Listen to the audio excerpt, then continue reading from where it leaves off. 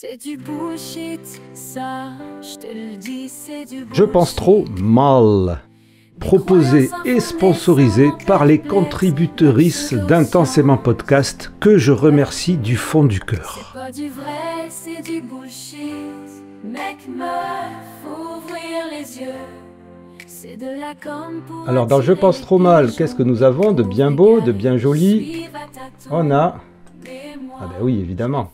Les normopensants qui sont 80% de la population selon Christelle Petit-Colin, puisqu'en fait les surefficients seraient aux alentours de 20%, à partir des thèses soi-disant neurobiologiques qui diraient qu'il y aurait des gens avec des cerveaux dominants droits et des gens avec des cerveaux dominants gauche. Et ce neuromythe encore tenace, ben ça fait au moins 30 ans qu'il est démenti. Avec toutes les preuves, il n'y a pas de câblage du cerveau qui serait plus orienté droit ou plus orienté gauche, et qui donnerait des personnes à l'esprit logique et linéaire pour celles qui ont le cerveau gauche dominant, et d'autres avec l'esprit instinctif et émotif pour celles qui auraient le cerveau droit dominant. Cette catégorisation des êtres humains, selon qu'ils seraient orientés cerveau droit créatif ou cerveau gauche rationnel, ne repose sur rien. Ce neuromythe découle de l'existence réelle d'une spécialisation des hémisphères cérébraux.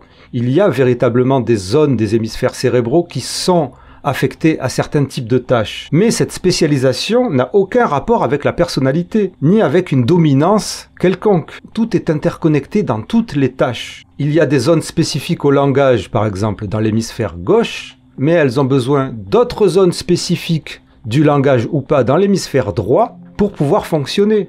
Et c'est pareil pour nos émotions, et c'est pareil pour la créativité. Tout est interconnecté à tout moment, tout le temps, chez tout le monde. Tout ça, c'est le consensus scientifique et cela fait maintenant 30 ans que ça a été démenti. Mais Christelle Petit-Colin, qui se prétend dans l'échange de mails qu'elle a eu avec moi, qui se prétend vulgarisatrice, Christelle Petit-Colin s'en tape la coquillarde. Et elle radote cette élucubration de conférence en conférence, d'article en article, de podcast en podcast, parce qu'elle est toujours invitée. C'est ça le pire. Et les normopensants, 80% de la population, seraient des crétins sans cœur qui nous veulent du mal. Comment je sais ça? Eh bien, nous allons lire les passages de Christelle Petit-Colin.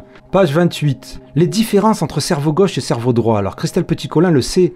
Dans la première partie, je vous invitais à découvrir tous les aspects de votre hypersensibilité et ses conséquences. Je vous propose maintenant d'explorer l'originalité et la puissance de votre pensée. La plupart des gens pensent que le cerveau est le même chez tous les êtres humains. Et qu'il n'y a de ce fait qu'une seule façon de penser et de réfléchir. Mais cette croyance est inexacte.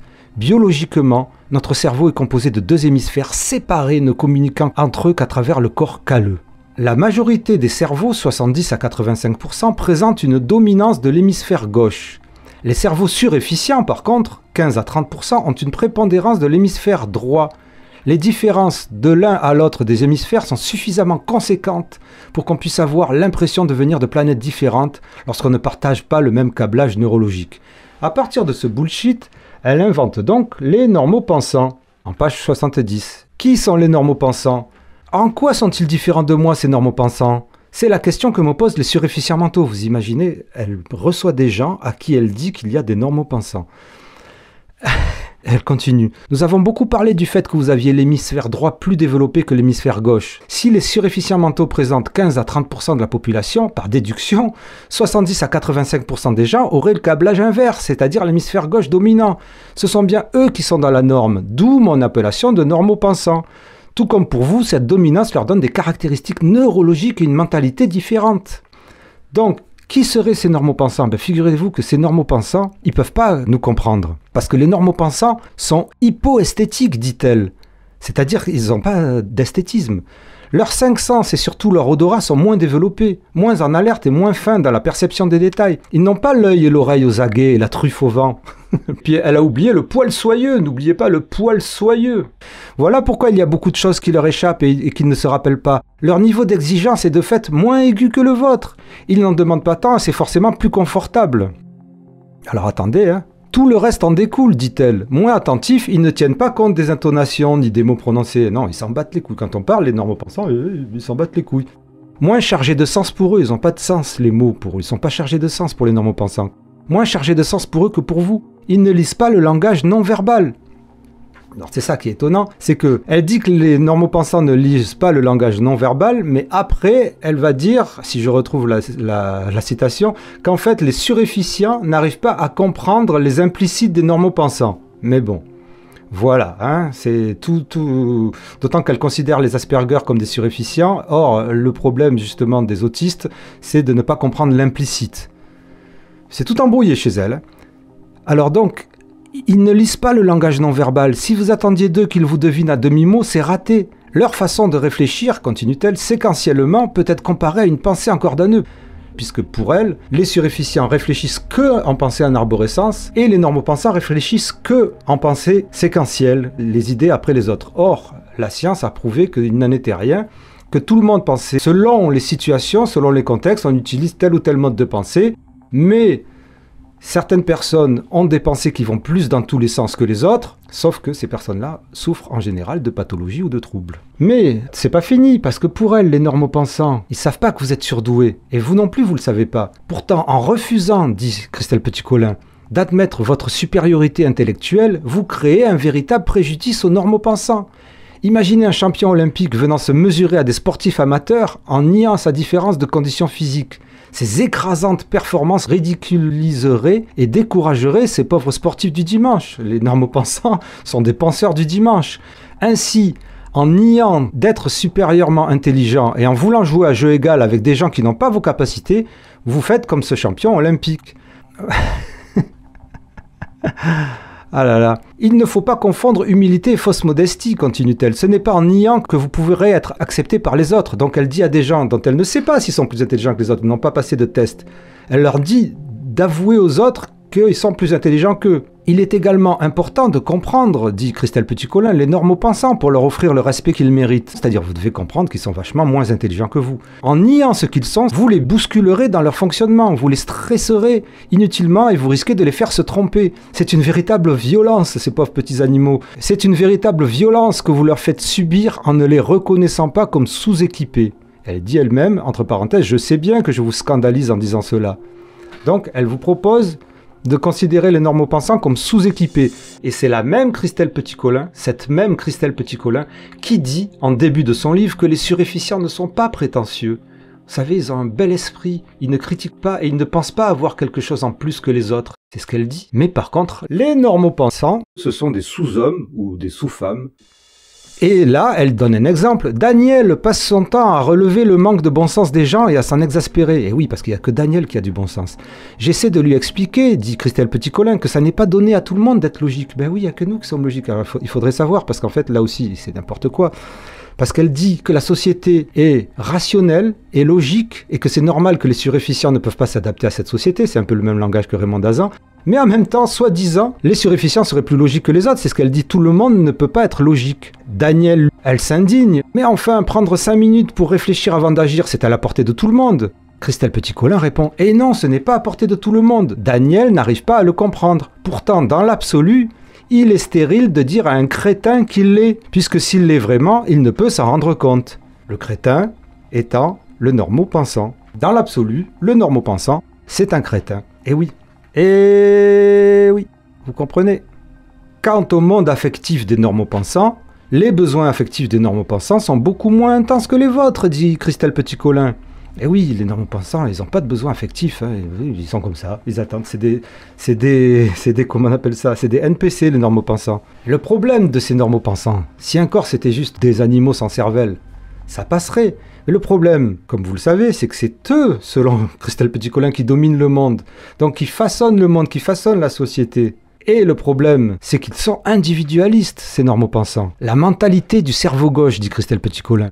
La mentalité des normopensants choque régulièrement les cerveaux droits. Effectivement, il peut y avoir de quoi, dit Christelle Petit-Colin, notamment dans leurs valeurs de partage, parce qu'ils n'ont pas de valeurs de partage. La dominance du cerveau gauche incite à l'individualisme, vous comprenez, voire à l'égocentrisme, quand le cerveau droit donne une pensée collective et altruiste. Jill Bolte Taylor, donc celle qui avait un AVC, qui a raconté n'importe quoi sur la division entre cerveau gauche et cerveau droit, et je vous rappelle qu'à chaque fois, elle compare les surefficients à quelqu'un qui a eu un AVC. Avait même en interne son cerveau droit choqué par la mentalité de son cerveau gauche. Cet individualisme, dit Christelle Petit-Colin, est donc plus structurel que volontaire, c'est les normopensants. Pour elles, c'est pas de leur faute, ils sont atteints du cerveau, vous comprenez? Ils sont presque handicapés.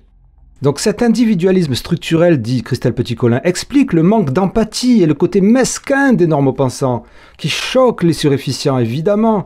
Supposons que je sois dans un cocktail et que le buffet me semble être peu garni. C'est normal, vous allez dans un cocktail, le buffet, un cocktail de normopensants, dans le buffet, il n'y a rien, quoi. C'est les pays de l'Est à l'époque. Si je pense avec mon hémisphère droit, dit Christelle Petit-Colin, si je pense avec mon hémisphère droit, je vais me dire, mais pour que tout le monde puisse manger, il faut que chacun soit raisonnable. Et je me servirai avec modération. Mais si je réfléchis avec mon hémisphère gauche, je vais plutôt penser, les autres ne vont pas gêner pour se servir, alors moi non plus. Et car si je me sers pas maintenant, j'aurai plus rien. À votre avis, quel est le bon raisonnement, dit Christelle Petit-Colin. Maintenant, vous savez ce que vont penser les 70 à 85% des gens présents, et comment ils vont agir. Est-il pertinent de se rationner ? Je vous entends d'ici protester avec indignation. Oui, mais non, mais voyons, lâchez prise, dit Christelle Petit-Colin. Vous n'allez pas refaire l'éducation des convives, c'est-à-dire reformater entièrement 85% des gens en une seule soirée. Sans compter que l'hémisphère gauche des normopensants, trouve normal d'accuser les autres ou les éléments extérieurs en cas de problème. Par contre, Christelle Petit-Colin, c'est tout à fait hémisphère droit d'accuser les psychologues et les psychiatres de donner des mauvais diagnostics, d'accuser la société d'être mauvaise et de dire que le quotient intellectuel c'est de la merde. Mais à part ça, ça va.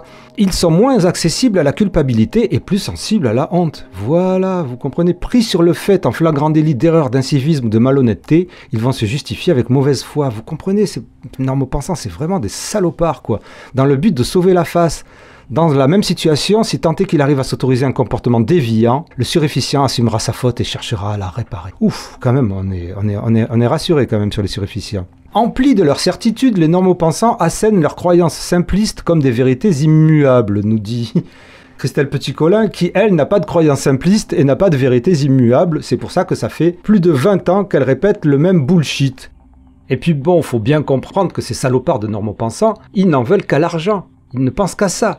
Comme le dit Christelle Petit-Colin, la majorité des surefficients mentaux sont profondément désintéressés. L'argent ne les intéresse tout simplement pas. C'est inconcevable pour les normopensants. Et c'est une aubaine pour les manipulateurs.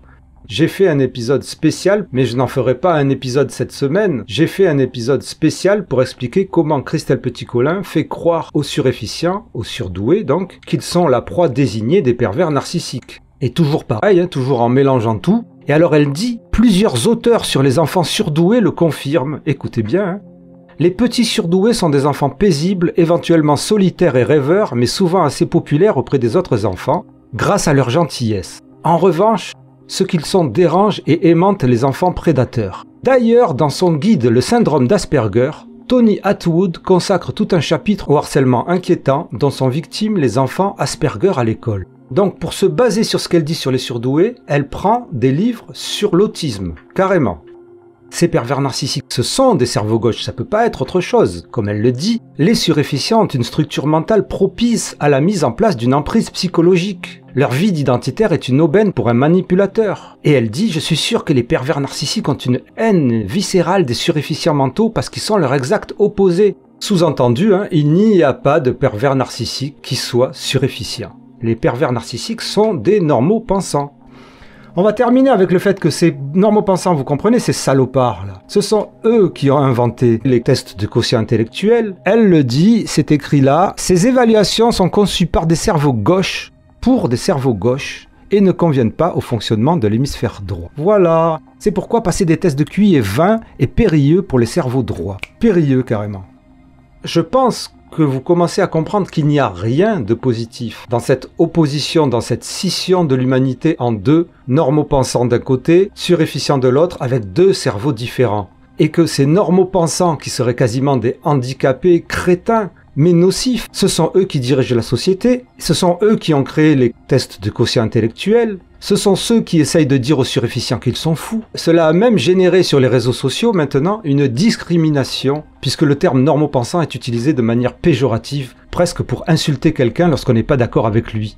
Et ça, c'est Christelle Petit-Colin qui l'a créé. C'est une véritable catégorisation des êtres humains, Elle qui dit ne pas vouloir donner des étiquettes ou catégoriser. Il n'y a rien de positif dans les positions de Christelle Petit-Colin dans Je pense trop. Il n'y a que des arguments, des positions, des thèses toxiques. Voilà, vraiment des salopards ces normopensants. Alors franchement, je vais plus sortir. D'ailleurs, je crois que je sors. C'est du bullshit, ça, je te le dis. N'oubliez pas, si vous en avez la possibilité, de faire les gestes qui aident pour ce podcast, pour lui permettre de vous informer et de continuer à dénoncer ce qui ne va pas. Merci intensément. Rendez-vous au prochain épisode, les amis. IES. Pour Je pense trop mal. Mais moi, je refuse me faire embrigader. Je suis pas un pigeon, je préfère m'évader. Faut faire attention aux discours trop lisses, les gourous qui cherchent à nous faire prendre des risques. La vérité, c'est que c'est du pipeau, c'est clair. Le bullshit ambiant, faut qu'on en ait marre. Le bullshit ambiant, faut qu'on en ait marre. Le bullshit ambiant, faut qu'on en ait marre. Le bullshit ambiant, faut qu'on en ait marre.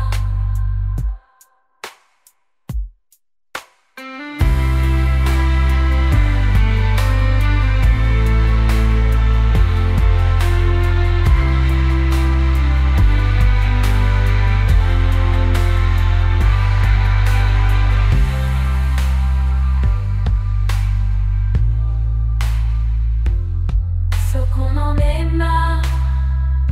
Le bullshit ambiant, faut qu'on en ait marre. Le bullshit ambiant, faut qu'on en ait marre. Le bullshit ambiant, faut qu'on en ait marre. Le bullshit ambiant, faut qu'on en ait marre. Le bullshit ambiant, faut qu'on en ait marre. Le bullshit ambiant, faut qu'on en ait marre. Le bullshit ambiant, faut qu'on en ait marre. Le bullshit ambiant, faut qu'on en ait marre. C'est du bullshit.